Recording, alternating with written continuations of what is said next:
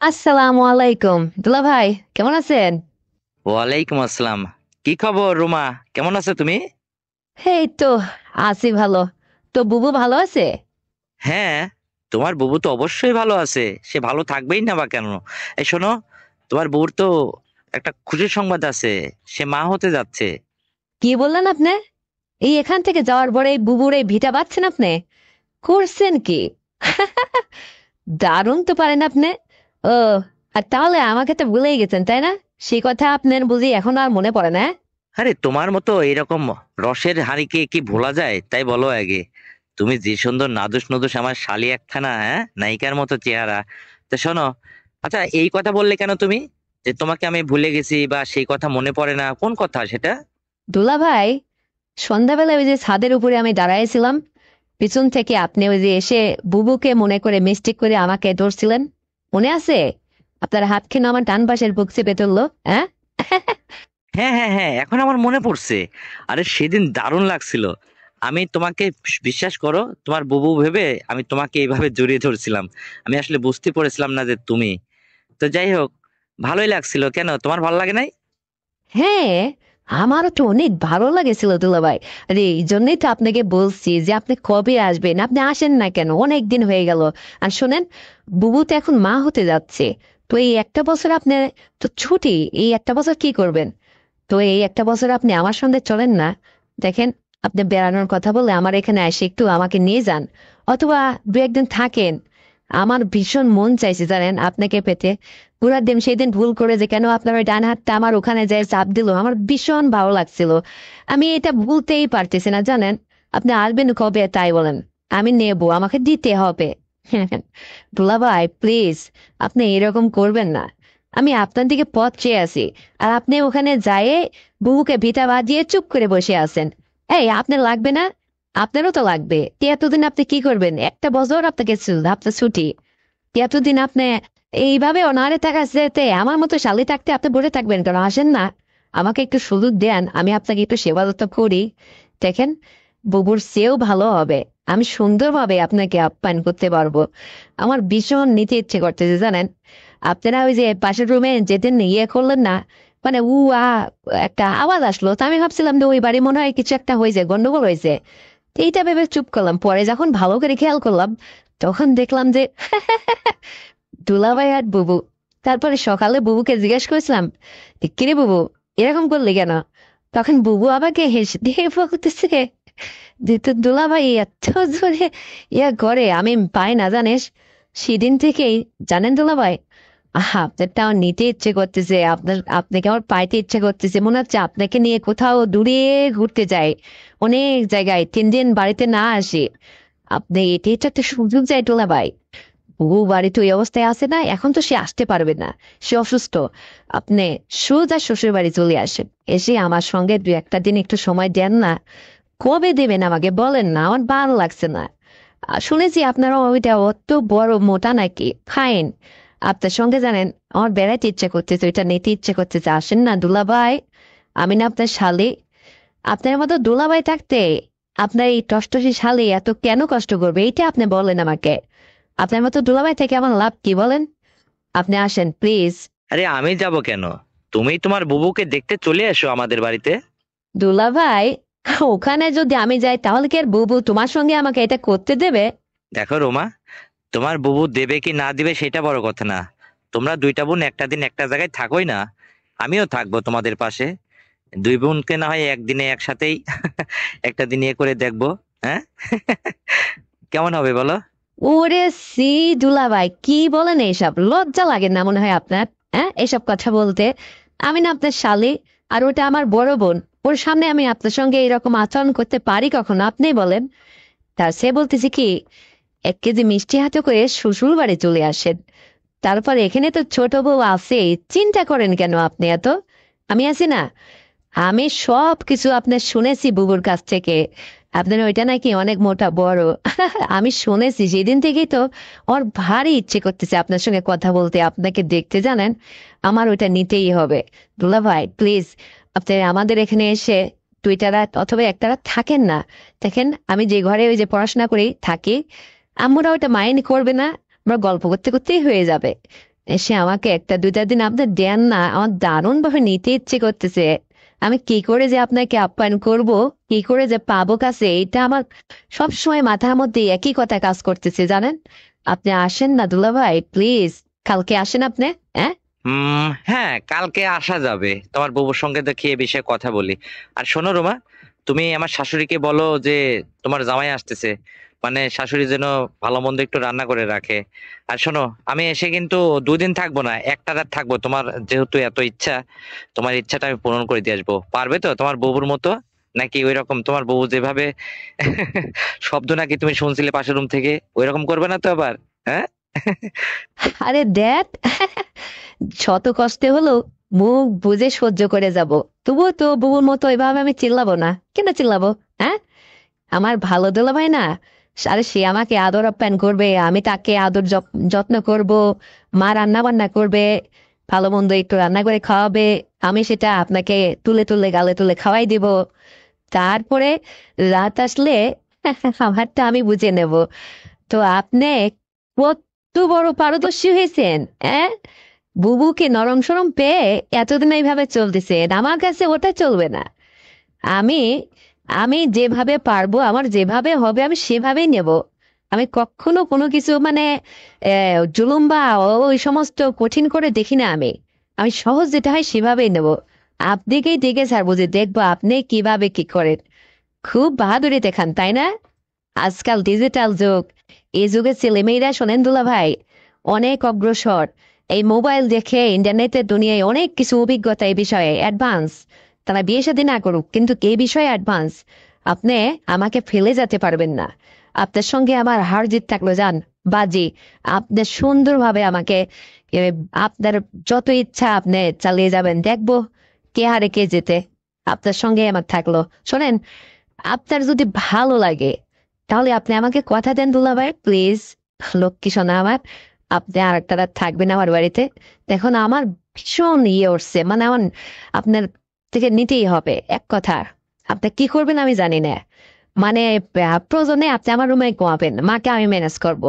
শালিদের লোয়া ভাই এক রুমে থাকলে কি হয়, সেটা আমি মাকে ম্যানেজ করবো। আব্বু তো আর বাড়িতে নেই, মা ওটা কিছু বলবে না। সারা রাত হবে, কিন্তু সারা রাত নেবো আমি জানেন। আমার খুব ইচ্ছা আপনাকে তো মানে সুন্দরভাবে একটু আপ্যায়ন করার সুযোগ দেন না দুলা ভাই। আরে বউ তো একটা বছর, সে তো আপনাকে মানে কাছে ইয়ে করতে দেবে না। তো অতদিন মাঝে মধ্যে আপনি শ্বশুর বাড়িতে বেড়ানোর নাম করে এসে, এই যে ছোট বউ আছে না, হ্যাঁ, রোমা আছে না, রোমার কথা মনে করে চলে আসবেন। আর একটাবার এসে ঘুরে যান না, দেখেন না আপনার মুখে কত স্বাদ লাগে। আপনি তো শ্বশুর বাড়ি খাওয়া খালেনি না, একটাবার এবার নতুন করে এসে খেয়ে দেখেন, কত যে ভালো লাগবে আপনার। আপনার বারবার আসতে মন চাইবে শ্বশুর বাড়ি। শাশুড়ি হাতের নতুন রান্না খাইতে, শালির সুন্দর আদর আপ্যায়ন নিতে, বুঝতে পারছেন?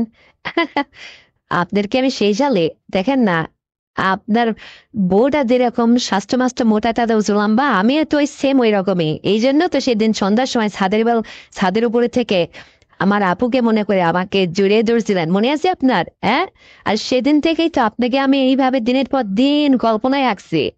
আর বুবুর কাছ থেকে যখন শুনতে পেরেছি যে আপনি সুন্দরভাবে ইয়ে করেন, বুবুর নাকি ওইটা বেশি হয়ে যায়। আর সেদিন থেকেই আমি এরকম পুরুষ খুঁজছি, যে আসলে এইরকম জীবন পুরুষই তো কারোর জীবনে দরকার। এটা আপনি একটা সুপুরুষ, কারণ আপনার মধ্যে বাহাদুরি, আপনার চলাফেরা, আয় রোজগার করা, তারপরে সব মিলে আপনি বউকে সুখে করেছেন। আর আমারও এরকমই যেন হয় দুলা ভাই, প্লিজ। যতদিন আমার বিয়ে শাদী না হয় আর বউ যতদিন এরকম অসুস্থ থাকে বাসায়, অতদিন আপনি আমার কাছে আসবেন। দেখেন আমার আর ভালো লাগতেছে না। আপনি আপনি আগামীকালকে চলে আসেন, মাকে আমি সবকিছু বলে রাখতেছি। আর কথা কিন্তু ওইটাই, 2টা রাত থাকবেন, এক রাতে আবার হবে না। ওই এক রাতে 2-3 বার হবে, তারপরে পরের দিন আপনি চলে যাবেন। আমি বাড়িতে বসে কান্নাকাটি করবো, আর বুবুকে নিয়ে আপনি ওইদিকে বাজারে থাকবেন, তাই না? প্রয়োজনে আমি আপনার সঙ্গে ওখানে যাবো, যে দূরাত থেকে আসবো। বউ তো রান্না কর না, রান্না বান্না করে আপনাকে খাওয়াইতে পারতেছে না, তার অসুবিধা। আমি একটু সংসারের কাজকর্ম করে একটু আগাই দিয়ে যাবো, আমার বুবু না। হ্যাঁ রুমা, আমি বুঝতে পারছি। হ্যাঁ, আর আমাকে বোঝানো লাগবে না। ওই তোমার বউর মতো তোমার ওই ভিটা বাঁধার শখ হয়েছে। ঠিক আছে, যাও যাও, তোমার ইচ্ছা আমি পূরণ করব। আমি আগামীকালকেই তোমাদের বাড়িতে আসতেছি। এসে তোমার কি করার লাগে সেটা আমি দেখতেছি। কত তোমার ইয়ে হয়েছে, ওই ভিটা বেঁধেই দিয়ে আসবো না। তো ঠিক আছে, রাখি এখন। আচ্ছা দুলাভাই, রাখেন তো, ভালো থাকেন, বুবুর যত্ন নিন। আর আগামীকালকে কিন্তু আসতে বলবেন না, আমি মাকে বলে রাখতেছি। আল্লাহ হাফেজ। ওকে, বাই। তো বন্ধুরা, আমার দুলাভাই আর আমার সঙ্গে এই সংলাপটি শুনে তোমাদের কেমন লেগেছে অবশ্যই কমেন্ট করে জানাবে। আর তুমি যদি এই চ্যানেলের নতুন দর্শক হয়ে থাকো, তাহলে এক্ষুনি চ্যানেলটিকে সাবস্ক্রাইব করে দাও, ভিডিওতে একটা লাইক দাও, আর শেয়ার করে তোমার কাছের বন্ধু বান্ধবকে শোনার সুযোগ করে দাও। ততক্ষণে সবাই তোমরা ভালো থাকবে, নিজের স্বাস্থ্যের যত্ন নেবে। আল্লাহ হাফেজ। হ্যালো আম্মু, তোমার স্কুল কি ছুটি হয়েছে? হ্যাঁ রে রিয়াদ, স্কুল ছুটি হয়েছে, চিন্তা করতেছি তোর কাছে বেড়াইতে যাব। আরে বাবা, তোমাকে আসার জন্যই তো বলছি। তোমাদের স্কুল কতদিনের ছুটি হলো? এই যে পুরো রমজান মাস, ঈদের পরে আবার ক্লাস শুরু হবে, এখন তো আমি ফ্রি আছি। আর দেখ না, সামনে রোজা চলে আসলো, কিছু একটা কর। তাহলে এক কাজ করো আম্মু, তুমি কালকে গাড়িতে উঠে চলে আসো পটুয়াখালী। হ্যাঁ রে, আমিও এটাই ভাবতেছি, কালকেই তোর কাছে রওনা দেব। হ্যাঁ দেখ না, তোর বাবা যদি আজ বেঁচে থাকতো, তাহলে কি আর তোর কাছে আজকে আমার যেতে হতো? জানিসই তো, তুই আমার একটাই সন্তান, আর আমার ছেলে মেয়েও নেই, তোর বাবাও অকালে চলে গেল। আর তুইও ওখানে চাকরি বাকরি করতেছিস, আমিও এখানে পড়ে আছি চাকরির জন্য, স্কুল মাস্টারি করি। তো যাই হোক, এখন তো একটা সুযোগ হয়েছে রে। আর শোন, অনেকদিন এভাবে তো আছি, তুই তো আমাকে আশ্বস্ত দিছিলি যে তুই আমাকে একটু চালিয়ে নিবি। তো মায়ের কথা কি তোর মনে আছে, কি বলছি আমি? আর শোন, ওখানে কি ফিরে আসিস, মানে তোর বাসাতে তো কোনো লোকজনের ভিড় নাই তো? মানে নিরিবিলি পরিবেশে আমাকে নিয়ে আপাতত এই রোজার আগ মুহূর্ত, এই কটা দিন একটা দিনও বাদ দিবি না কিন্তু, আমাকে এই সমস্ত কিছু দিতে হবে, বুঝতে পারছিস? শুধু কি এই জন্যই আসতেছো মা তুমি, নাকি আমার মুখটা দেখবা? হ্যাঁ। হ্যাঁ রে বাবা, তোর মুখ দেখতে কি আর ওখানে যাওয়া লাগে? এখান থেকে তো ভিডিও কল দিলেই তোর মুখটা দেখতে পারতাম। আমার যে ওই সমস্ত দরকার, বুঝতে পারিস নে? আর এতদিন এভাবে আমি পড়ে আছি, তোর মায়ের জন্য তোর মায়া হয় না? আসলে আমিও একদম যুবতী, মানে অল্প বয়সে স্বামীহারা হলাম। আর তুই আমার একটাই সন্তান, এখন তোকেও তো সামনে বিয়ে শাদী দিতে হবে। তুই এখন চাকরি বাকরি পাইছিস, সুখের নাগাল পেয়ে গেছিস না? তো যতদিন বিয়ে শাদী না হয় অতদিন তো আমাকে একটু খেয়াল করবি নাকি, এ সমস্ত দিবি না? কি করবো বল? হ্যাঁ, তুমি চাইলে তো দিতেই হবে, কারণ তুমি আমার মা না। তোমার কথা কি আর আমি রক্ষা না করে পারি? তুমি বলো। এই তো আমার লক্ষ্মী ছেলে, বুঝতে পারছো তুমি। এবার শোনো, আমার আসলে কি, তোমাকে যে কি করে বলি, মানে অনেক দিন ধরে তোমাকে আমি কাছে পাইতে চাই, তোমার মুখখানা দেখতে চাই, তোমার কাছ থেকে ওই সমস্ত নিতে ইচ্ছা করে। কিন্তু মা ছেলে কখনো এক জায়গায় হতেই পারি না, এই যে চাকরির কারণে দুইজনকে দুই জায়গায় পড়ে থাকতে হয়। তাহলে আমি এক কাজ করি বাবা, কালকে বাড়িঘর দূর তালা মেরে সোজা গাড়িতে উঠে পটুয়াখালী তোমার কাছে চলে আসতেছি। শোনো, এই রোজার আগ মুহূর্ত পর্যন্ত যে কয়টা দিন ফ্রি পাও, আমাকে সকাল বিকাল নেই সবসময় সুন্দরভাবে, একদম সুন্দর করে এটা দিবা। আর তুমি তো এর আগে আমাকে একদিন দিছিলে এই বাসা থেকে, আমি তো তোমার কাছ থেকে চেয়ে নিলাম। ওইটা অত মোটা বড়, আমার খুব পরানটা ভরে গেছিল রে বাবা। কারণ শোনো, ইতিপূর্বে ধর বাবা কখনো আমাকে এইভাবে আচার আপ্যায়ন করতে পারেনি, বুঝতে পারছো? আমি তার কাছ থেকে এতটা ওই কোনো রকম ভাবে ধরো তুমি আসছো দুনিয়াতে, এই আর কি। আর আমি চাই কি জানো, যদি আমার এখানে মাস্টারি করা না লাগতো, তাহলে তোমার কাছেই যদি ভাড়া থাকতাম, তাহলে এলাকার মানুষ, দেশের মানুষ এটা বুঝতেও না যে এরা মা ছেলে। তোমার কাছ থেকে একটা সন্তানাদি নিয়ে ওকে লালন পালন করে জীবনে বেঁচে থাকতাম। কিন্তু সেটা তো আর সম্ভব হচ্ছে না। মানুষের কাছে একটা পরিচয়ের ব্যাপার আছে না, যে এইটা কার, কোথায় পেলে, তখন কি জবাব দেবো? এই জন্য বলতেছি ওসব ওর আর দরকার নেই। এমনি থাকতে থাকতে যেটা হয় হবে, তুমি আমাকে সুন্দরভাবে ইয়ে করবে, আমি তোমার করবো আর মানা, তুমি বলছো না এটা? তুমি তো অনেক খুশি হয়েছিলে সেদিনকে, অনেক সুন্দর করে তো অনেক সময় ধরে এটা দিলে। আর আমি চাই কি, আমার খুব ভালো লাগছিল, এই জন্য তোমার কাছে আসতে আসলে চাইলেও আমি পারতেছি না। এই দেখো, স্কুলে সময় দিতে হয়, একটা দায়িত্ব, মাস্টারি করি এখানে, এখন একটু সময় হয়েছে, ছুটি পাইছি, তাই তোমার কাছে ছুটে চলে যাচ্ছি। তুমি আমাকে কিন্তু ফেরাই দিও না, সুন্দর ভাবে আমাকে এটা দিবে, বুঝতে পারছো? যত খুশি যেভাবে পারো। আর আমিও তোমাকে দারুণ ভাবে খুশি করব। আর সবচেয়ে বড় ভালো লাগছিল কি জানো? হ্যাঁ, তুমি আমাকে ওই যে মুখের মধ্যে মুখটা দিয়ে যেভাবে ইয়ে করো না, খাও না, মানে এটা আমার সবচেয়ে বেশি ভালো লাগে। এটা তোমার বাবা কখনো এইভাবে করতো না। তো যাই হোক, এটা আমার খুবই ভালো লাগে। তারপরেও আমি একটু মোটা হলে কি হবে? তুমি তো মানে আমার সন্তান হলো দারুণ ভাবে, তুমি অনেক যুবক মানুষ, মানে তোমার কাছে তো এটা কোনো ব্যাপারই না, তুমি দারুণ ভাবে হালকাইতে পারো, আলগাইতে পারো, ইয়ে করতে পারো। আর তুমি যেভাবে দাও না, আমার ভীষণ ভালো লাগে রে বাবা, আমি খুবই খুশি। আর আমি কিন্তু তোমার উপরেই বাকি জীবনটা ডিপেন্ড করে আছি। কারণ কি দেখো, তুমি যখন শাদি করবা, পরের মেয়ে তোমার সংসারে আসবে, তখন হয়তো তুমি একটু ভিন্ন, এখনকার যে সেই সময়টা একটু ভিন্ন হয়ে যাবে, তখন তোমার ঘরের বউকে সময় দিতে হবে। মায়ের কথা হয়তো মনে নাও থাকতে পারে, কিন্তু আমার দুয়ার তোমার জন্য সবসময় খোলা। তুমি যখন সুযোগ পাবে, যেহেতু তোমার বাবা বেঁচে নেই, আমাকে একটু চলানোর দায়িত্বটা তো তোমারই। তুমি এই ফাঁক ফোকর দিয়ে একটু চলাই নিও, মানে মাঝে মাঝে একটু দিও, তাহলে আর আমার কোথাও কোনো কিছু আহ যাওয়া লাগলো না, কারোর সাথে কোনো কিছু কটু কথা আসলো না, তোমারও মান ইজ্জত থাকলো, আমিও ভালোভাবে দিন পার করতে থাকলাম, আর সুন্দরভাবে বাঁচতাম, এটাই আর কি। হ্যাঁ, তুমি এই নিয়ে চিন্তা করো না মা। দেখো, আমি আসলে চাইছি কি যে তোমাকে নিয়েই যদি এভাবে আমি সুখী হতে পারি, তুমি যদি আমাকে খুশি করতে পারো, আমার প্রয়োজনে কখনো শাদী করার ইচ্ছাই আর থাকবে না। কারণ আমি ইতিপূর্বে কখনো শাদী করার চিন্তা ভাবনা করতেছি না। কারণ তোমাকে যেহেতু চালাইতে হবে, তোমার সে আর ভালো মেয়ে কোথায় পাবো তুমিই বলো। তোমার যেমনি চেহারা, তেমনি তোমার নাদুস নুদুস সবকিছু, মানে কোল ভরা। আরে সবকিছু দেখলেই তো আর পাঁচটা মেয়ের চেয়ে তুমি একদম আলাদা, অনেক সুন্দরী। আমার তো ভীষণ পছন্দ হয়েছে। সেদিন বাড়ি থেকে যেভাবে আমাকে দিছিলে না, আসলে আমি সেদিন থেকে তোমার কথাই ভাবছি, কিন্তু কখনো আর আমি তোমার কাছে নিজের থেকে এই কথাটা বলতে পারতেছি না। তো তুমি যেহেতু চলেই আসতেছো নেওয়ার জন্য, আসো, সমস্যা নেই।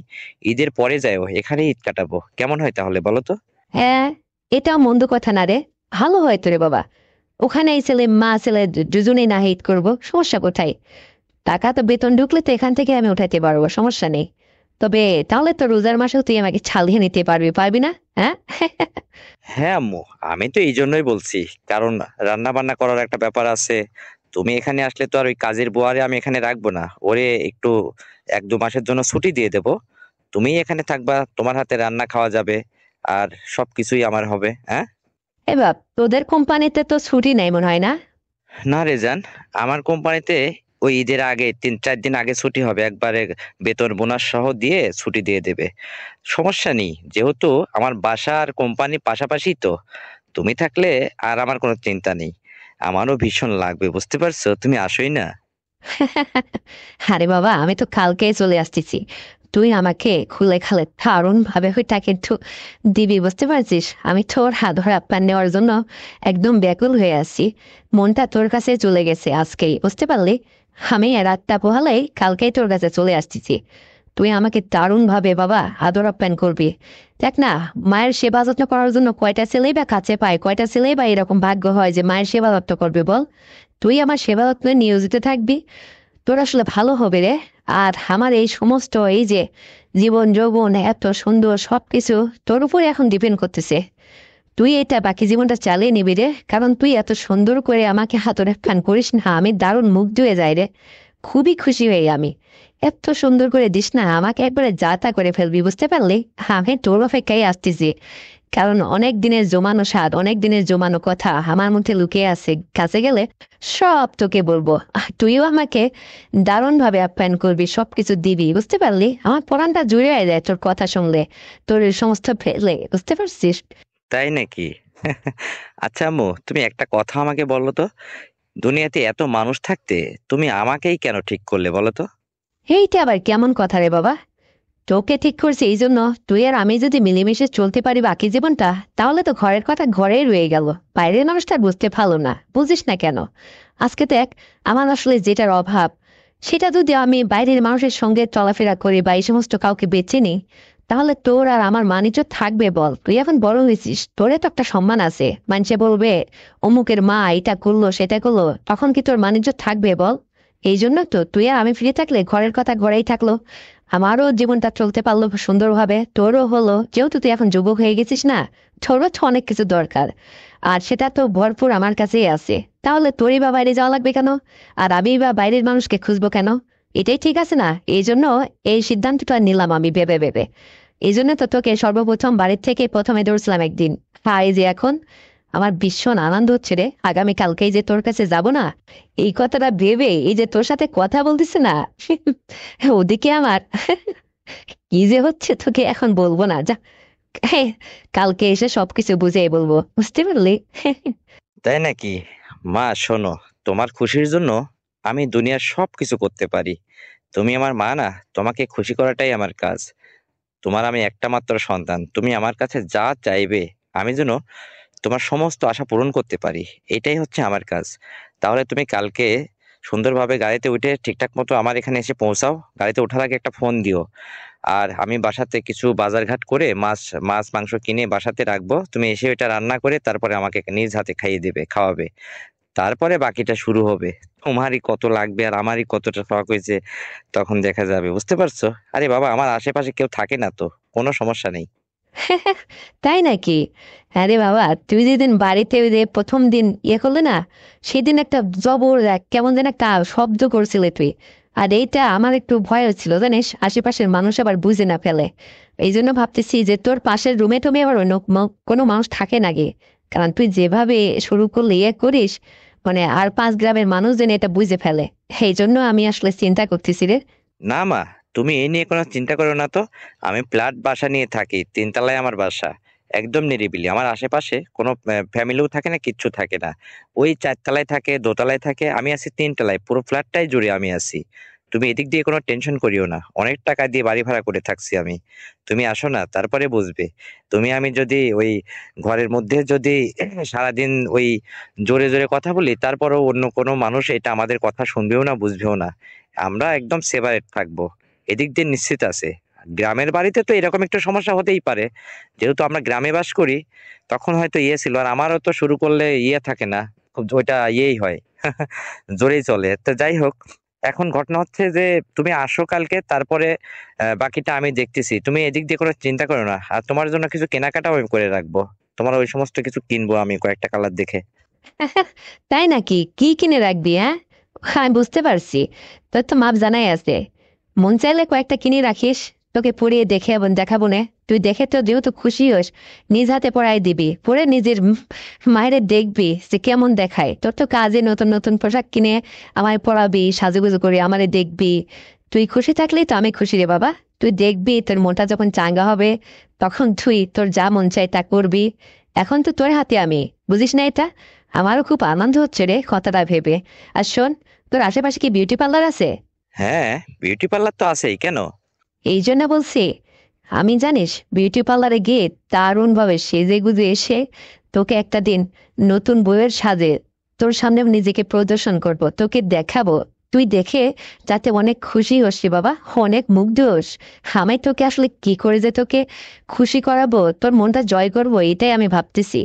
কারণ সেই তোর বাবার সঙ্গে যখন বিয়ে হয়েছিল, তখন যেভাবে সেজে গুজে দেখাইছিলাম তাকে, তার চেয়েও এখন তো আরো সুন্দরী হয়েছি রে আমি। এই জন্য বিউটি পার্লারে আমার যাওয়ার খুব শখ হয়েছে। আমি যে বিউটি পার্লার থেকে সেজে গুজে এসে তোকে দারুণ ভাবে একটা দিন আমি নিজেকে প্রদর্শন করব, তুই দেখবি। তুই যেন খুশি হোস। তারপরে তুই খুশি থাকলে তো তোর মনে কত বাসনা জাগবে, তখন সবই হবে।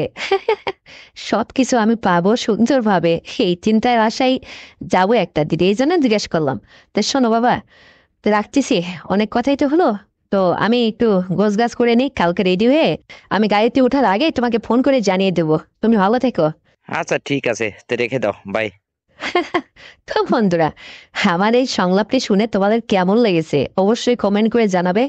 আর যদি বিনোদন পেয়ে থাকো, তাহলে এই চ্যানেলটিকে এক্ষুনি সাবস্ক্রাইব করে দাও, ভিডিওতে একটা লাইক দাও, আর শেয়ার করে তোমার কাছের বন্ধু বান্ধবকে শোনার সুযোগ করে দাও।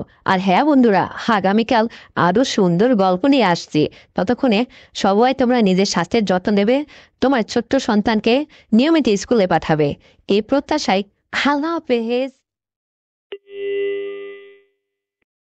হ্যালো মুক্তার। হ্যাঁ, কে? আরে বাবা, আমি তোমার শাশুড়ি, চিনতে পারতেছো না? কথা শুনেও কি বোঝো না যে কে ফোন করছে? ও, কি হয়েছে আম্মা? কিছু বলবেন? এ বাবা, বলতে তো অনেক কিছুই চাই, আসলে তো বলে তোমাকে সারতেই পারি না। শোনো, তোমার শ্বশুরের জ্বালায় তার বাড়িতে টিকতেই পারতেছি না। আর একটা কথা বলি, আমার ওই শেফালি কেমন আছে? ওরা সবাই ভালোই আছে তো বাড়িতে? হ্যাঁ মা, ওরা তো সবাই ভালোই আছে, কিন্তু আপনি কি বলতে চাচ্ছেন? শ্বশুর আবার আপনারা কি করলো? বাড়িতে টিকতে পারতেছেন না? আরে বাবা রে, তোমার শ্বশুর আজ 2টা মাস কোনো কাজকর্ম নেই, একদম বসে আছে। আরে বাড়িতে বসে এই টাকা দাও, এটা দাও, ওইটা দাও, ওই আমার জমানো টাকা ভাঙে ভেঙে খাই, আর দিতে একটু দেরি হলে আমার সাথে কি শুরু করছে। কি করবো তাই বলো তো? আর তোমার কাছে লজ্জা করে ফোন টোন দিচ্ছি নি, যে ফোন দিলে তুমি আবার জামাই মানুষ কি মনে করবা। এই জন্য কিছু বলতেছি নি। তুমি আমার কিছু টাকা পয়সা হাওলাত দাও তো, মানে ঈদটা আপাতত পার করি। তাছাড়া তো তোমার শ্বশুরের জ্বালায় তো আর আমি কিছুই পারতেছি না। মানুষে ঈদ আসে স্বামীর কাছ থেকে টাকা পয়সা নেয়, আর তোমার শ্বশুর আমার কাছ থেকে আরো টাকা পয়সা জমানো টাকা নিয়ে নিয়ে খরচ করে শেষ করতেছে। তাহলে নাকি আবার এখন টাকা দিতে হবে আমার কাছে, যখন তখন এসে আপত্তি করে। সবসময় আমি টাকা পয়সা কই পাবো বলো? এই জন্য বলতেছি, শোনো বেটা, তুমি আমার এই ঈদের আগে 1010 টাকা দাও, আমি ঈদের পরে তোমার শোধ করে দিবা না, বুঝতে পেরেছো? তা না হয় বুঝলাম আম্মা, আপনার আমি ঈদের আগে 10,000 না 20,000 টাকা দেবো, কিন্তু আমার একটা কথা মানতে হবে আপনার, বুঝতে পারছেন? ওরে বাবা, কথা মানতে মানতেই তো আজ এই পর্যায়ে চলে আসলাম। কি বলবা তুমি, আবার কি বলবা বলো? না, তাহলে থাক। আপনি দেখছি শোনার আগে যেভাবে কথা বলছেন, তাহলে আপনারা আর কিভাবে বলবো। আচ্ছা, আমি আপনার 10,000 টাকা বিকাশে পাঠিয়ে দেবো না। এটা নিয়ে আপাতত ঈদটা পার করেন, ঈদের পরে দিলেই হবে না। সেদিকে বাড়িতে আপনার মেয়ে আমারে কখনো সুখী করতে পারে না, অশান্তির মধ্যে থাকি। আর আপনার মতো এরকম একটা জোয়ান মদ্দা শাশুড়ি থাকতে আমার এতটা কষ্ট। আচ্ছা যাই হোক, সেসব কথা তো আর আপনাকে বলে লাভ নেই। আপনার শাশুড়ি, আপনিই বা আমার জন্য আর কি করতে পারবেন। টাকাটা আমি পাঠিয়ে দেবো না, ঈদের পরে দিলেই হবে।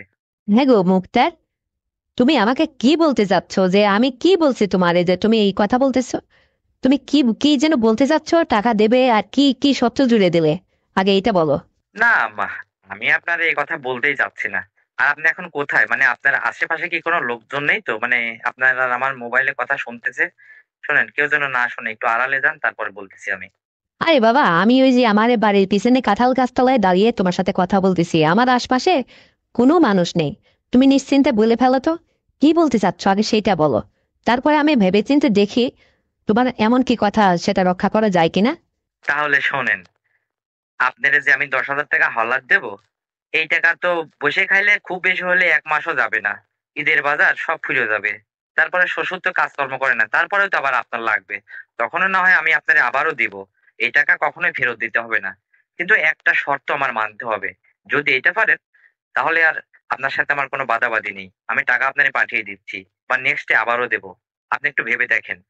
কিন্তু মুক্তার, তুমি টাকা দেবে, টাকা নেবেই না কেন? এই কথা বলতেছে কেন? রাগ করে বলতেছে না তো? আরে না রে আম্মা, আমি রাগ করে বলবো কেন? আপনার শাশুড়ি, আপনার উপর আমার রাগ করলে চলবে? সেদিকে আপনার মেয়ে আমাকে কখনো সুখী করে চলতে পারতেছে না, আমার মন জুগায় চলতে পারে না। এক কথা, আপনার মেয়ের কাছ থেকে আমি কোনো সুখই পাই না। এই জন্য বলতেছি যে আপনার শাশুড়ি, আপনার তো এখনো জন্মদা, খুবই নাদুস নুদুস হ্যান্ডসাম। আর আপনার মতো শাশুড়ি থাকতে আমি কেন এরকম, আমি ভোগ পাবো, কার কাছে এই কথাটা বলবো বলেন?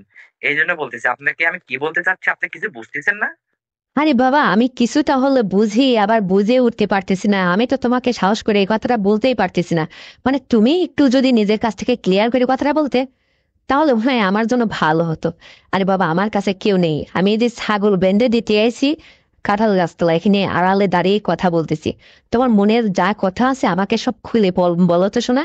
মানে তোমার শ্বশুরও এখানে নেই, আর তোমার শ্বশুরের যে টাকা পয়সা আমি দেব, ওই দিতে যদি দেরি হয় বাড়িতে রাগ করে এক জায়গায় যায় 15 দিন পরে থাকে, আসে না।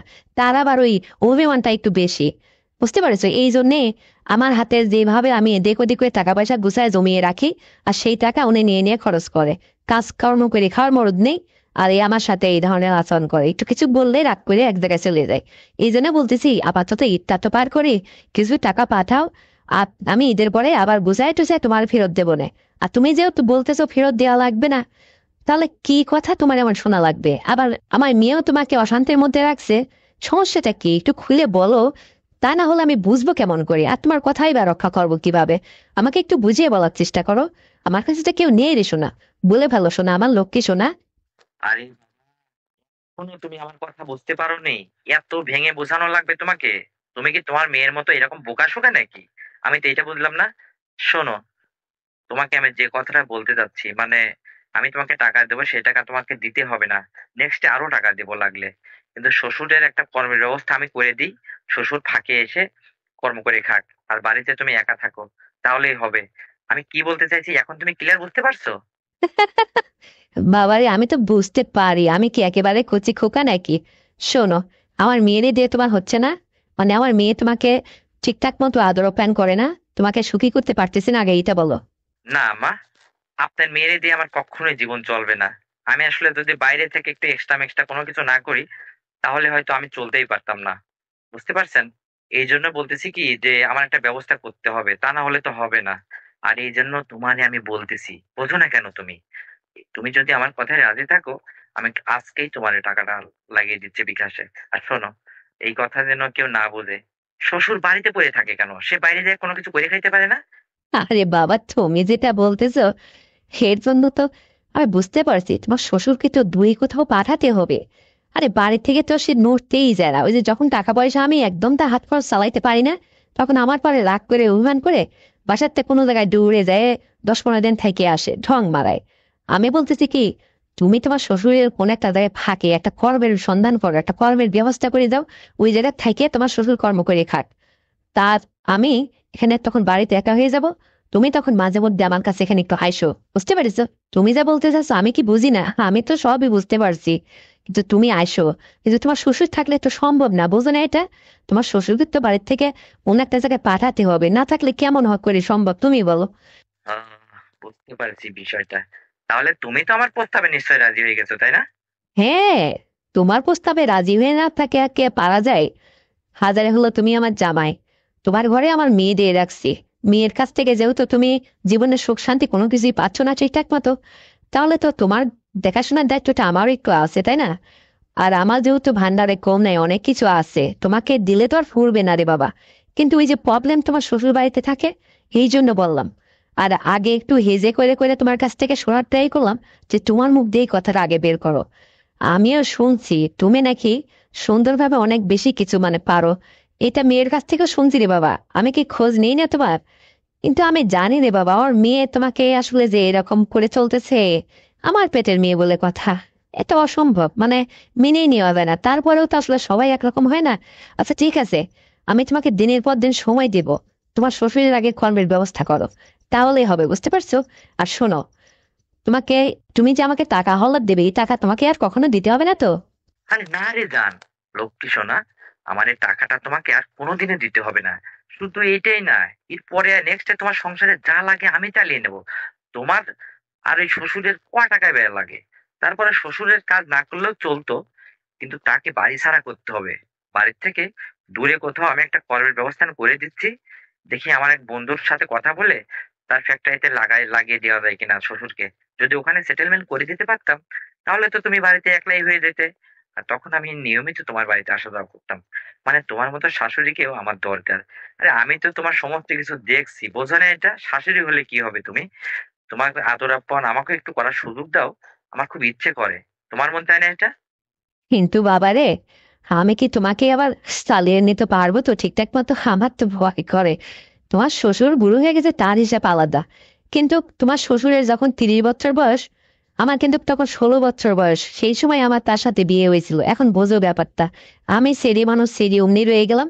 আর তোমার শ্বশুর এখন বুড়োর পর্যায়ে চলে গেছে, বুঝতে পারছো? বুঝাই যায় না যে আমার পেটের মেয়ে তোমার কাছে দিছি আমি। সে পালি আর আমি কতটুকু তফাৎ বলো? এই জন্য বলতেছি, তোমাকে আমি নিশ্চয় চালিয়ে নিতে পারবো রে বাবা, তুমি এই বিষয়ে চিন্তা করো না তো। তোমার এই দিনের পর দিন মেয়ের কাছে অসুখী কথাটা আর আমার শুনতে ইচ্ছা করতেছে না। আরে আমার বান্ধবী কি কম আছে নাকি? আমি তো তোমাকে দারুণ ভাবে সুখী করব। তোমার এই সমস্ত কথা তুমি মন থেকে একদম মুছে ভুলে যাবে, মুছে ফেলবে। শুধু আমার একটু সংসারের খেয়াল খুশি রাখো বাবা। আমার তো আর বড় ছেলে মেয়ে কেউই নেই যে তার হাল ধরে আমি থাকবো।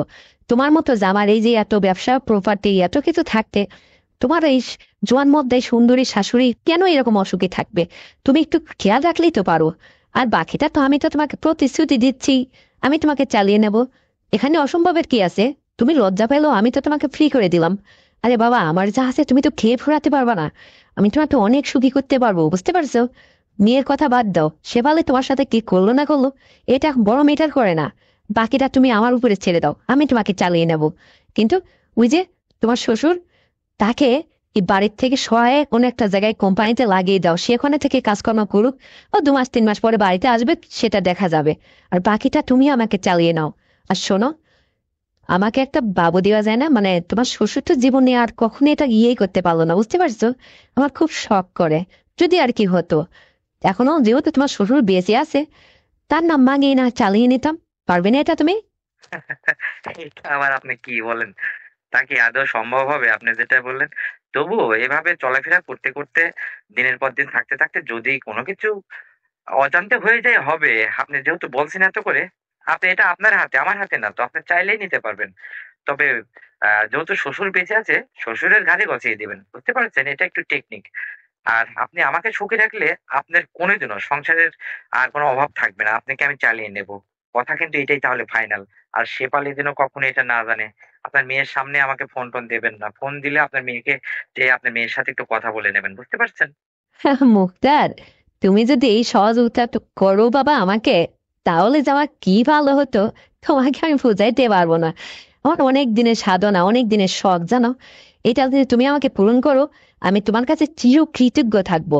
কারণ এটা আদৌ কারো দ্বারা কি সম্ভব তুমি বলো? আমি বা এখন কোথায় যাব? হাজার হলো আমি তোমার শাশুড়ি, আমার ভালো মন্দ খোঁজ খবর নেওয়ার দায়িত্বটা তো তোমার আছে অবশ্যই, যেহেতু তুমি আমার জামাই। আর তোমার ঘরে আমার মেয়ে বলে আছে বলে কথা, তাই না? এখন শেফালি তোমাকে কতটুকু কি সুখী করলো, কি দিল না দিল, কি হলো না হলো, এই নিয়ে তুমি মন খারাপ করো না রে বাবা। বাকিটা আমি তোমাকে দেখে নেব। তুমি আমার উপর একটু ছেড়ে দাও তো। তুমি শুধু আমার উপর একটু খেয়াল খুশি রাখো, এটাই হবে। আর শোনো, মাঝে মাঝে তোমার কাছে একটু আমাকে নিয়ে যাও। আমি শুনতে পারলাম যে তুমি নাকি বাসা ভাড়া থাকছো, ওখান থেকে ওই 15 দিন পর পর বাড়িতে আসো। তো তোমার কাছে আমাকে দু একবার নিলে কি হয়? ওখানে যায় শাশুড়ি আমার কাছে 2-4 দিন থাকে না? থাকলে কার কি হতো? তোমারই তো ভালো হতো। পাগল ছেলে, হাতের ঘরে পাইতে বোঝো না এটা? নেওয়া যায় না? একটু ভেবেচিন্তে দেখো। মানে আমার মেয়েও যেটা এটা না বোঝে, বুঝতে পারছো আমি কি বলতে চাইছি? আরে বাবা, এখানে তো আমি বাসায় থাকি কেন এটা তুমি নিশ্চয়ই বুঝতে পারোনি। আমি তোমাকে বুঝিয়ে বলি। তোমার মেয়ের কাছে গেলে তো তোমার মেয়ে আমাকে কোনো কিছুতে তার কোনো ব্যবহারে আমাকে মুগ্ধ করতে পারে না। আমাকে ওই সমস্ত কোনো কিছুতে সখী করতে পারে না। আর আমার মতো এইরকম হ্যান্ডসাম একটা যুবক ছেলের কি লাগতে পারে? তুমি এটা জানো না শাশুড়ি হয়ে? এই জন্য আমি তোমাকে বলতেছি যে এখানে এসে থাকার একমাত্র উদ্দেশ্যই হচ্ছে আমার বাইরে থেকে কিছু আমার বান্ধবী আছে তারা এখানে আসে আমার সঙ্গে অ্যাক্টিভ ভাবে মাঝে মধ্যে তারা সময় দিয়ে যায়। আর এখান থেকে আমি এইভাবেই কিন্তু মানে খুব ভালো দিনকাল কাটাচ্ছি। আর তুমি যদি আমাকে সময় দাও তাহলে এদের তো কারো দরকার নেই। কারণ ওরা তো আমার কাছ থেকে প্রচুর টাকা হাতিয়ে নিয়ে যায়। আমি এটা করতে যাবো কেন? এটাকে আমি কোনো সংসারের কাজে লাগাবো। তুমি যদি আমাকে সময় দাও তাহলে তো আমার ভালোই হয়। তুমি আসো, ঈদের পরেই আমার বাসাতে চলে আসো। এসে ৭ দিন থেকে যাও। পারবা আসতে? তাই নাকি? আরে বাবা, এইরকম হলেই তো ভালো হয়। আমি তো এই কথাটাই তোমাকে বলতেছি, তুমি বুঝো না কেন? হ্যাঁ, আলাদা বাসা, সেখানে আমি তোমার শাশুড়ি, তোমার কাছে যাই তোমাকে রান্না বান্না করে খাওয়াবো। আর তোমার যেটা দরকার সেটা যদি আমি ওখানে যাওয়ার পরে তোমার মনটা খুশি হয়, ভালো হয়, আমি চেষ্টা করব তোমাকে আপ্রাণ চেষ্টা করব খুশি করার জন্য। আর ওই সমস্ত যে সমস্ত তোমার বান্ধবীরা এসে তোমাকে চালিয়ে নেয়, ওরা আবার কি তোমাকে এত খুশি করতে পারে? ওরা তো আসলে টাকার লোভে পড়ে, বোঝো না এটা? আর আমার কি তাই?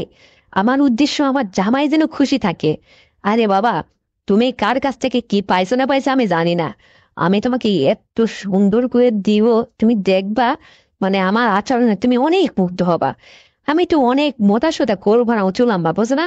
আর আমার পেটে যে কি হইলো, মানে তোমার শ্বশুর ওই যে বেটে মানুষ তো, আমার পেটের মেয়েটাও একটু বেটে টাইপের হয়েছে, মানে তোমার মনে হয় কাদ অব্দি হয়, ঠিকঠাক মতো মেলে না, বুঝতে পারছো? এই জন্য আসলে তুমি ওর কাছ থেকে কোনো কিছু এতটা ভালো পাও না। কিন্তু আমি তো তা না। তুমি কিন্তু আমার সাথে একদম অ্যাডজাস্ট পাবা, আমি যেরকম উঁচু লম্বা তুমিও তাই। আর দেখো না, আমার রাঙা ঠোঁট দুটো দেখতে তোমার কেমন লাগে? তুমি কি আমাকে কখনো ভালো করে তাকিয়ে দেখছো? আমার মনে হয় দেখো নাই। যদি একটু ভালো সুনজরে একবার তাকিয়ে দেখো, তোমার খুব ভালো লাগবে আমি জানি।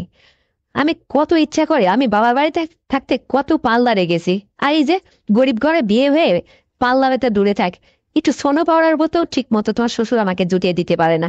তা নিজে সাজসজ্জা করবো কি করে? রূপচর্চা একটু করতে পারি না। তুমি যদি আমাকে সুন্দরী ভাবে আরো কিছু দেখতে চাও, আমি যদি তোমাকে আমার সৌন্দর্য রূপ প্রদর্শন করি, তাহলে তুমি আরো মুগ্ধ হবা। এই জন্য শাশুড়ির প্রতি একটু খেয়াল খুশি রাখো। আমাকে দু একটা দিন পার্লারে নিয়ে যাও, একটু সাজুগুজু করাও, একটু নতুন পোশাক আশাক পরাও। দেখো আমাকে দেখতে তোমার কত ভালো লাগবে। দেখো না, আমি এখনো বসলে পারি, আমার 4-5টা গাছ পরে কত সুন্দর। এটা কত মাস ফেল ফেল করে তাকিয়ে থাকে। আর তোমার মতো জামাইকে মুগ্ধ করবো, এটা তো আমার ওয়ান টুর কাজ, বুঝলে এটা? তুমি আমাকে পাওয়ার পর অনেক খুশি হবা, দেখবা তোমার কোনো কথাতে, তোমার কোনো আচরণে আমি হ্যাস ট্যাস কিচ্ছু বলবো না। একদম আমার কোনো কিচ্ছু থাকবে না। তোমার যত খুশি যেভাবে তুমি চাও রে বাবা, আমি সেইভাবে তোমার আপ্যায়নে রাজি আছি। আমি চাই তুমি সুখে থাকো, তুমি হাসি খুশি ভাবে বেড়াও। আমার মেয়ের কষ্ট তোমার মন থেকে যাতে মুছে যায়, এটা হচ্ছে আমি তোমার শাশুড়ি হিসেবে আমার দায়িত্ব, আমি এটাই করব। কিন্তু আমার দিকে একটু সুনজর রাখো, আমাকে একটু সাজাও, আমাকে কসমেটিক্স কিনে দাও, আমাকে রূপসজ্জা করার জন্য সবকিছু কিনে দাও, একটু আগায় যুগায় আমাকে, আমি তো সুন্দরী, শুধু একটু খেয়াল রাখো তাহলেই হবে।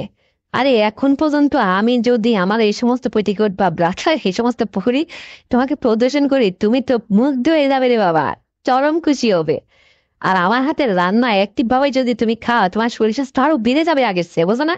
এমনিই তোমার দেখতে সুন্দর, কত সুন্দর চেহারা, তারপরে আরো সুন্দর হবে।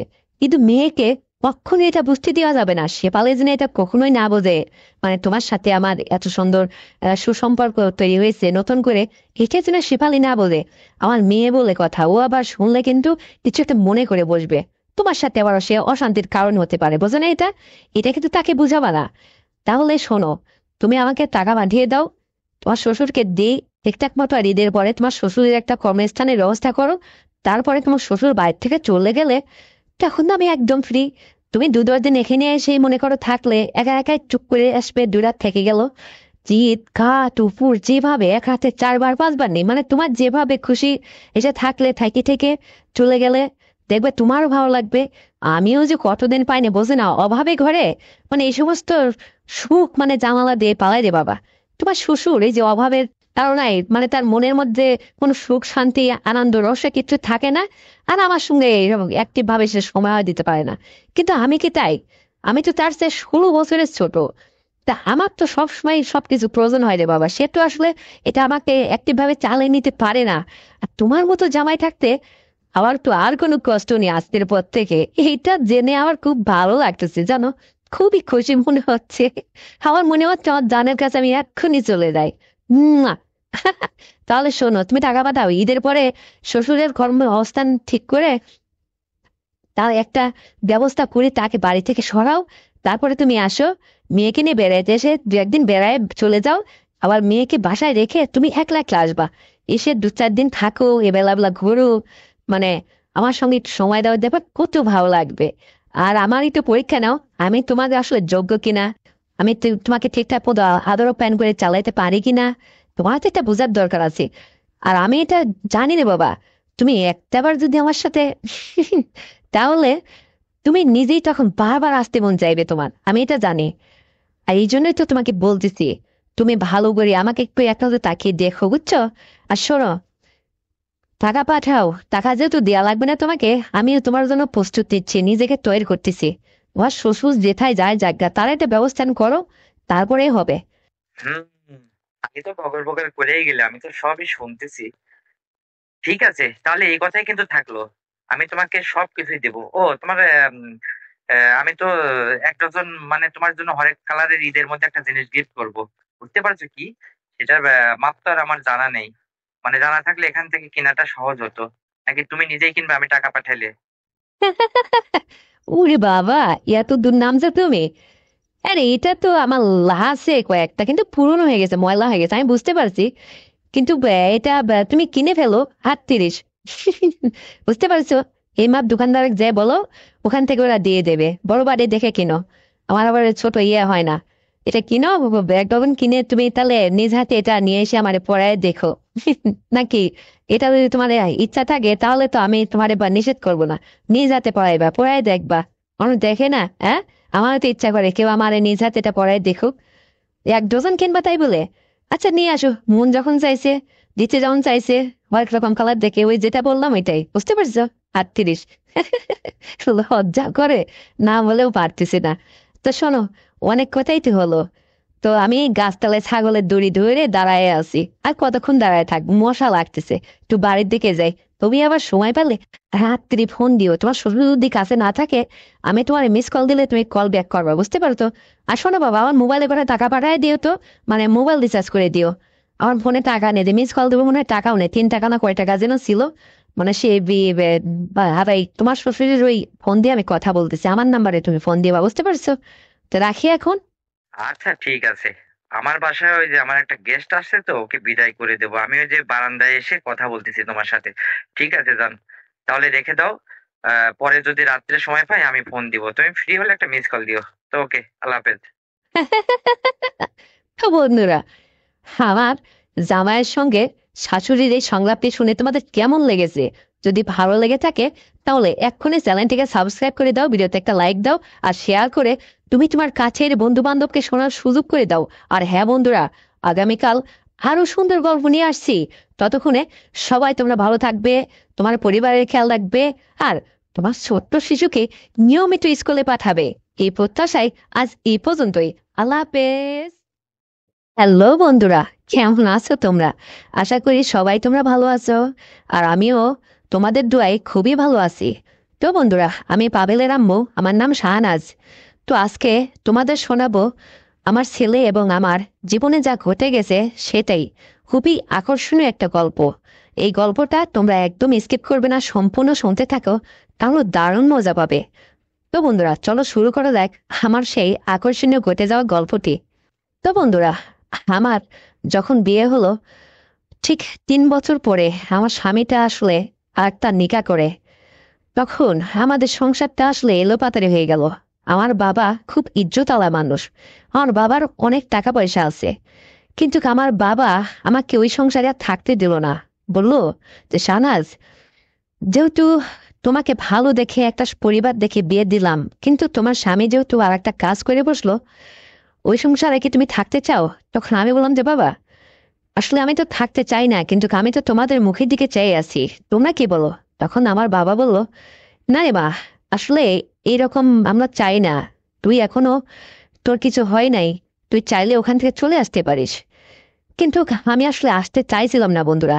এক যায় দুই যায় এরকম করতে করতে হঠাৎ করে আমার একটা সন্তান হলো। নাম হচ্ছে পাভেল। সন্তানটা একটু বড় হতে হতেই তারপরে দেখলাম যে আমার এখন একটা চলার মতো অবস্থান হয়ে গেছে। যাই হোক, আমার হাজবেন্ড আমাকে ঠিকঠাক মতো সময় দিত না। ওই ছোট বউয়ের কাছে সবসময় বেশি সময় দিত, তাকে নিয়ে বেশি থাকতো। এটা দেখে আমার আর ভালো লাগতো না। আমার ছেলেটাও আস্তে আস্তে একটু ঝাঁকালো হয়ে উঠলো, বড় হয়ে উঠলো। তখন আমি চিন্তা ভাবনা করে মায়ের বাড়িতে আসলাম, বাবা মায়ের সঙ্গে পরামর্শ করলাম। বাবা মায় বলতেছে, থাকগা, যেহেতু তোমার স্বামী তোমাকে সময় দেয় না, তোমার মতো মেয়ে আমার সংসারে নিশ্চয় ভারী হবে না, আমাদের যথেষ্ট আছে, তুমি আমার সংসারে থাকলেই হবে। তুমি কি বলো? আর যদি চাও তাহলে ওখান থেকে পরিষ্কার পরিষ্কার করে নিয়ে এসে তোমায় একটু অন্য কোথাও দিয়ে দিই। তখন আমি আমার বাবাকে বললাম যে বাবা, তোমরা আসলে এইরকম ডিসিশন নেওয়ার দরকার নেই।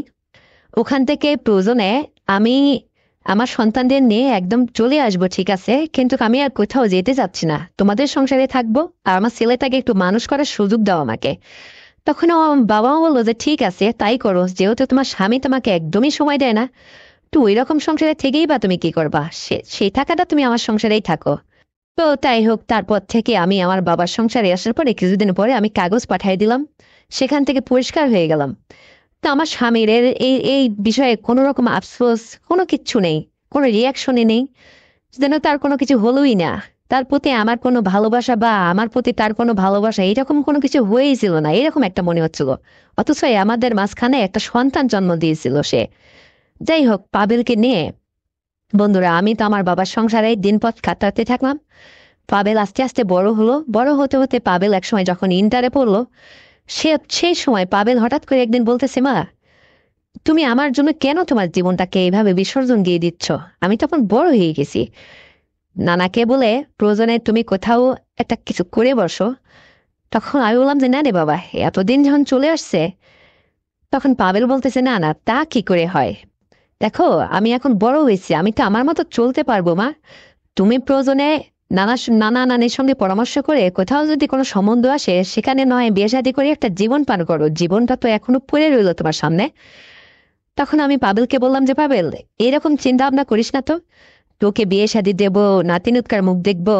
যাই হোক, এরকম বলতে বলতে যাই হোক, পাবেল হঠাৎ করে থেমেই গেল, আর কিচ্ছু বলে না। ও চুপচাপ লেখাপড়া করতেছে, চলতেছে। মা ছেলে আমরা একই রুমে ঘুমাইতাম, আসলে মা ছেলের ব্যাপার তো কোনো মনে করা করি এই সমস্ত কোনো কিছু নাই। হঠাৎ করে ছেলের মন তো আসলে যুবককাল হলে যা হয় আর কি। একদিন রাত্রে, গভীর রাত্রে আমাকে পাভেল উঠে বলতেছে যে, আম্মু তুমি কি জেগে আছো না ঘুমাচ্ছ? তো আমি বললাম যে কেন রে? আমি তো ঘুমাইনি, কেবল আমার চোখে আলসা আলসা ঘুম, কিছু বলবে? তখন পাবেল বলতেছে, মা একটা কথা বলি, তোমাকে নিয়ে আমি একটা দারুণ স্বপ্ন দেখছি, আসলে কি সত্যি? তখন আমি বললাম যে না, তুমি এবার কি স্বপ্ন দেখছো, আর আমি কি হলো কি বলবো, তোমাকে কি আনসার দেবো? তখন পাবেল আমাকে বলতেছে, এদিকে আগে আসো, আমি কানে কানে বলি, আমার লজ্জা পাচ্ছে।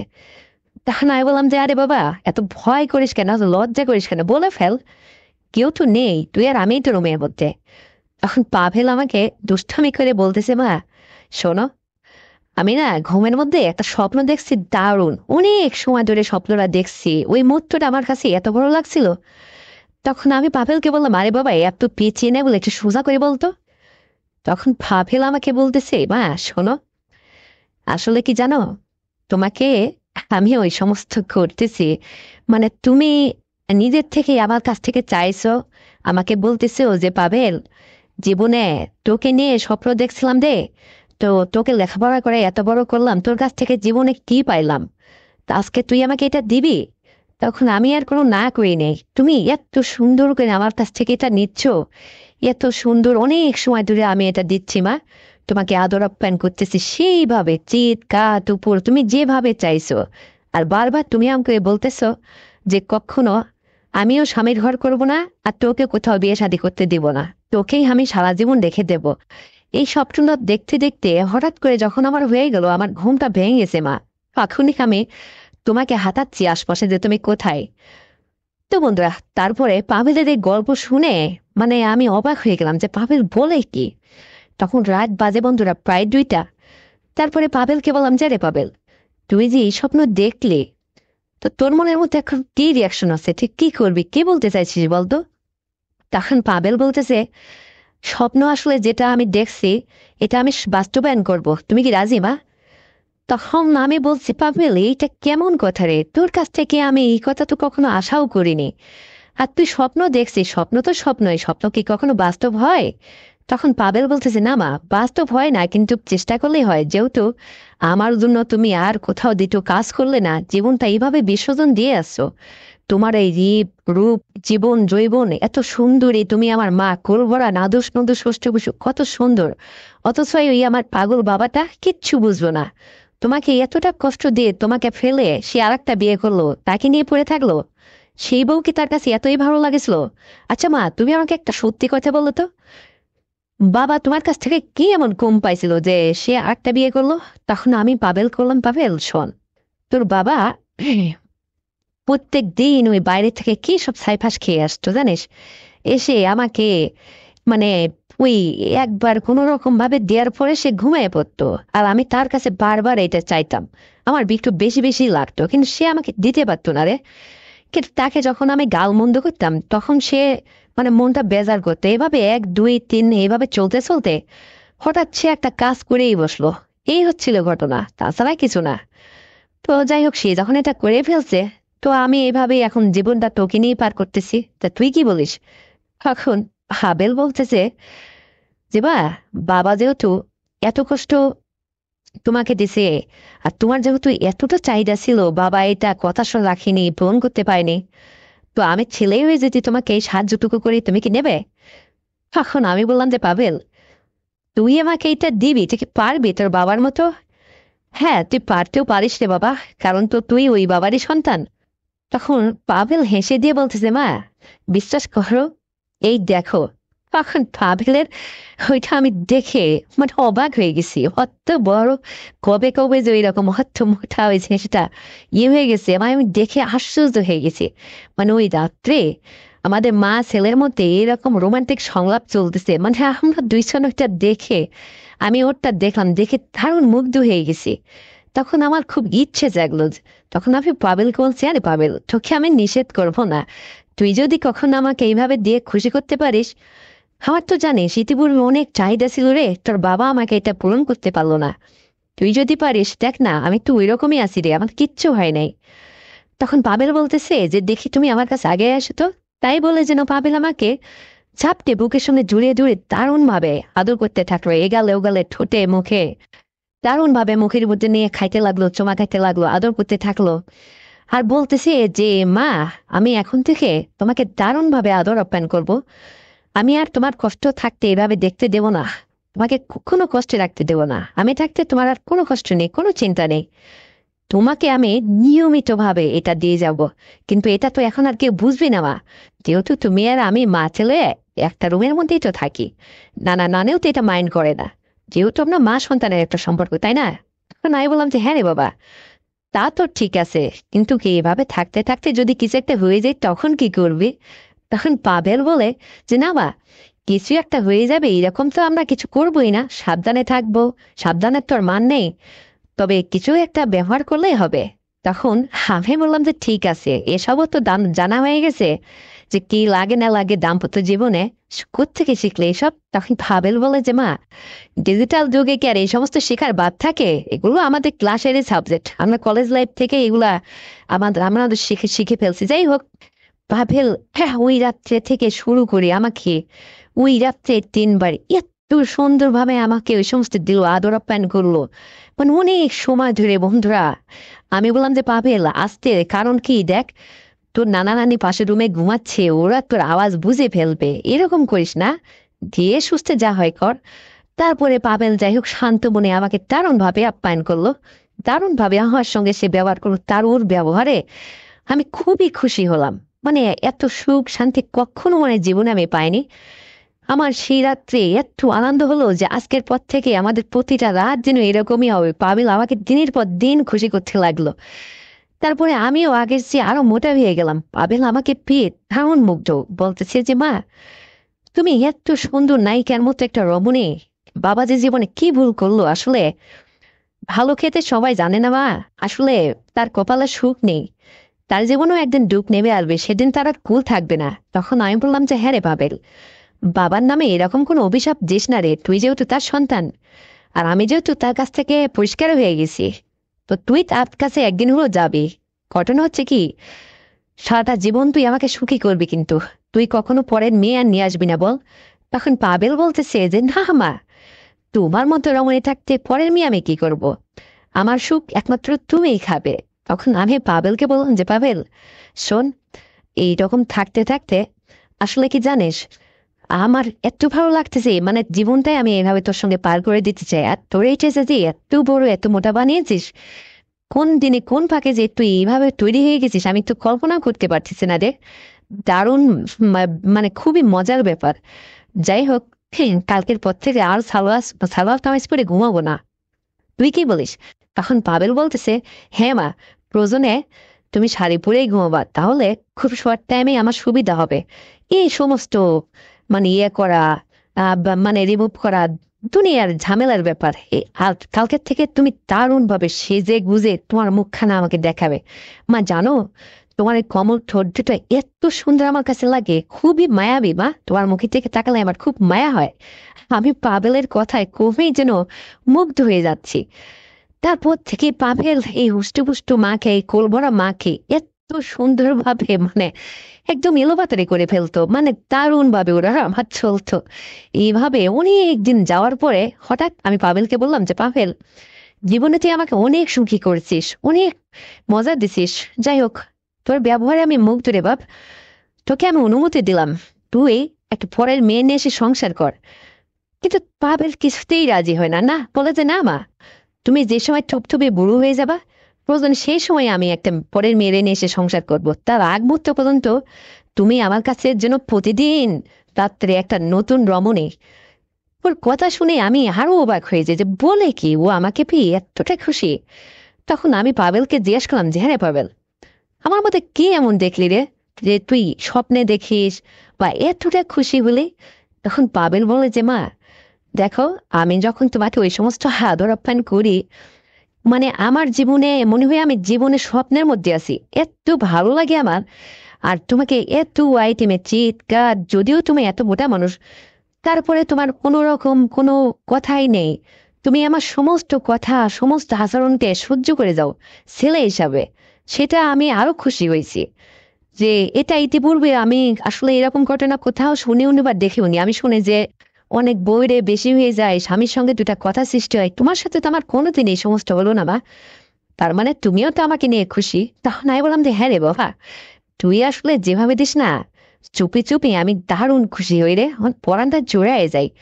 এটা এইভাবেই যদি তুই আমাকে সারাটা জীবন পার করে দিতি, তাহলে তো ভালোই হতো। আবেল তখন বলে যে মারে, তুমি কোনো চিন্তাই করো না তো। এইভাবে চলতে চলতে বন্ধুরা, পাবেল একসময় সরকারি চাকরি পেল, তারপরে পাবেল অনেক টাকা বেতন পেত, ভালো সম্মানের সাথে চলতে থাকলাম মা আর ছেলে। যাই হোক, পাবেল নানির বাড়ি থেকে বলতেছে যে নানাকে বলবো যে নানা, আমাদের একটু জায়গা দাও, আমরা জায়গা কিনে এখানে আলাদা একটা বাড়ি করবো। যাই হোক, ওর সমর্থ হলো। পাভেল 5টা রুম বিশিষ্ট একটা বাড়ি করলো। সেই বাড়িতে পাভেল আর আমি বাস করতে থাকলাম। তখন আর আমাদের আর ছেলের মাঝখানে কোনো বাধা কেউ থাকলো না, স্বাধীনভাবে। তারপরে পাবেলকে আমি বললাম যে বাবা, এখন তো একটা পরের মেয়ে নিয়ে এসে সংসার কর, আর কতদিন মাকে এভাবে ইয়ে করবি? তো পাবেল বলে যে তুমি পাগল হয়েছো মা, আমি তোমাকে ফেলে পরের মেয়েকে নিয়ে আসবো? তোমার কিসে কম হয়েছে যে আমার কম পড়তেছে? আমি যথেষ্ট সুখী আছি মা। আমি পাভেলের কথা শুনে আরও যেন মুগ্ধ হয়ে যায় যে পাভেল বলে কি, ও জীবনে এত খুশি। মানে আমি আসলে পাতলা রসুনের চোষার মতো একদম চকচকে ফর্সা রমণী। হ্যাঁ, আমার মাথার মাথার গোপ কেশ অনেক চুল ছিল মাথায়, আমার টানা টানা চোখ দুটো ফর্সা, কোমল ঠোঁট দুটো, আর আমি সুরল যুক্ত মেদ যুক্ত কোমর। মানে এটা দেখে পাবেল দারুণ মুগ্ধ হয়েছে, মনে হয় ও জীবনে কখনো দেখেই থাকেনি। ও যখন আমাকে ওই সমস্ত দিত, মানে ও আগে আমাকে খুলে খালে দারুণ ভাবে আগে 10 মিনিট 20 মিনিট সুন্দরভাবে এটা দেখতো, দু চোখ ধরে আমাকে সাজতে বলতো প্রত্যেক দিন রাতে। আমি আয়নার সামনে গিয়ে সেজে গুজে দারুণ ভাবে ওর সামনে সবকিছু প্রেজেন্ট করতো, আমার ও আরো মুগ্ধ হতো। তারপরে ও যখন ইয়ে করতো অনেক সময় ধরে, এটাই হচ্ছে আমার সবচেয়ে বড় ভালো লাগতো। এত সুন্দর করে দিত না। যাই হোক বন্ধুরা, তারপরে বাকি জীবনটা ওর সাথেই আমার কাটতে থাকলো। তো আমাদের মা আর ছেলের এই জীবন কাহিনী শুনে তোমাদের কেমন লেগেছে? আশা করি ভালো লেগেছে। যদি এই গল্পটি শুনে বন্ধুরা তোমরা বিনোদন পেয়ে থাকো, তাহলে আমার এই চ্যানেলটিকে এক্ষুনি সাবস্ক্রাইব করে দাও, ভিডিওতে একটা লাইক দাও, আর তোমার কাছের বন্ধু বান্ধবকে শোনার সুযোগ করে দাও। তো বন্ধুরা, আজকের গল্পটা এই পর্যন্তই। তো তোমরা নিজের স্বাস্থ্যের যত্ন নেবে, ভালো থাকবে, এই প্রত্যাশায়। আল্লাহ হাফেজ। তুমি এখন কোথায় আছো বলো তো? কেন ভাবি? আমি তো বাসায় আছি, ঘুমাই নাই এখনো। হঠাৎ এত রাত্রে ফোন করলে যে? কি, কোনো সমস্যা হয়েছে নাকি? করিম, জানো, আমার একদম ভালো লাগছে না। কি যে করি, তুমি একটু আসবা আমার কাছে? পাগল হয়ে গেলে নাকি? এত রাত্রে যাওয়া যায় নাকি তোমার কাছে? কেন, কি এমন সমস্যা হয়েছে তোমার? হ্যাঁ, এইসব ছাড়ো তো। আমার একদম ভালো লাগছে না জানো। তুমি একটু যদি আসো না, তাহলে আমার খুব ভালো হতো ভাই। আমি খুব অসুস্থ বোধ করছি বুঝছো। হ্যাঁ, আসো না, তুমি বোঝো না ব্যাপারটা। উম আসবো, তুমি একটু আসলে আমার খুব ভালো হতো জানো। কারণ তোমার ভাই নেই তো বাসায়, আজ 1 মাস সে চিটাগাং গেছে, আসার খবরই নেই। আর উনি একবারে এক পুরোত করে রয়েছে মাসের পর মাস ধরে ওখানে। আমার এদিকে যে কি অবস্থা! কি করে যে আমি তোমাকে বোঝাবো করে, তুমি এটা বোঝো না ভাইয়া। হুম, পুরা আজ শরীরটা আমার কেমন যেন একটু ঘেমে যাচ্ছে, গরম লাগছে খুব জানো। তুমি আসবা ভাই, একটু আসলে একটু বোঝো না তুমি, তোমার লাভ হতো। এই ভাবি, পাগল হয়ে গেলে নাকি তুমি? রাত বাজে এখন 12টা। এখন একজন একজনের বাড়ি থেকে যাওয়া যায়? যদি অন্য মানুষ কেউ দেখে ফেলে, তাহলে কি একবার কি ভেবে দেখেছো? যাবে না, এভাবে যাওয়া যায়? আচ্ছা, আমি না হয় কালকে দিনের বেলা একটা সময় আসি। হা হা, তুমি এখনই আসো। আমার একদম ভাল লাগছে না, তুমি জানো না এটা? আসবো একটু। হ্যাঁ, আহ, আমার একদম ভাল লাগছে না জানো। আচ্ছা, তুমি এটা কি বোঝো না, ঝড় চলে গেলে কি আম পড়ে? উম, যখন আমি তোমাকে ডাকছি তুমি এখন আসো, কালকে এসে কি করবা? এই এইরকম অবস্থান তো কালকে আমার নাও থাকতে পারে। তোমার ভাই যদি চলে আসে, সব সময় কি হয়? পাগল ছেলে, তুমি একটু আসো না প্লিজ। যদি আমার গেট খোলা নাও থাকে, এই জানালার সাইড দিয়ে একটু আমার সাথে তুমি কথা বলে যাও প্লিজ। আসো না, আমার একদম ভালো লাগছে না জানো। এরকম করো কেন তুমি? তুমি মানুষের অবস্থান বোঝো না? ভাবি, এত অগ্রিম উত্তাল হলে তো চলে না। একটু ধৈর্য ধারণ করো। এরকম হলে হয়? আরে কত সময় পাওয়া যাবে, তখন না হয় দেখা যাবে। এখন এসব ছাড়ো তো। রাত দুপুরে ঢং শুরু করছে। একটু ঘুমাও, 1 গ্লাস পানি খেয়ে ঘুমিয়ে পড়ো। কি বললা তুমি? এই কথাই তো। ঠিক আছে, আর কোনোদিন তোমার লাগবে না তো। হুম, মনে রাখো আমার কথাটা, আজকের কথা যেন মনে থাকে। আর কোনোদিন যদি তুমি আমার কাছে কোনো আপত্তি করছো, আমি যদি তোমার কোনো কথা রাখছি, সেই দিন তুমি আমাকে বলো। হুম, আজকে আমার যে কেমন লাগছে, ওকে ডাকি আর ও আসতে চায় না। ঠিক আছে, থাকো, তুমি ঘুমাও, পড়ে পড়ে ঘুমাও, আসতে হবে না তোমার। হুম, বুঝলো না আমাকে। কি কেউ বোঝে না। দেখো ভাবি, আমি তো আর ডাক্তার না যে আমি গেলেই তুমি ভালো হয়ে যাবে। একটু ধৈর্য ধারণ করো। আর ধৈর্য ধারণকে উপরওয়ালা পছন্দ করে, বুঝছো? একটু ধৈর্য ধারণ করো, সব ঠিক হয়ে যাবে। আরে মানুষের একটু একটু এরকম হয় মাঝে মধ্যে। যে তুমি একটু ধৈর্য ধারণ করো, সব ঠিক হয়ে যাবে। হ্যাঁ, পাইছো তো শুধু দুই ভাই একই কথা। তোমার ভাই ওই কথা বলে, তুমি ওই কথা বলতেছো। জবর একখান কথা পাইছে। হুম।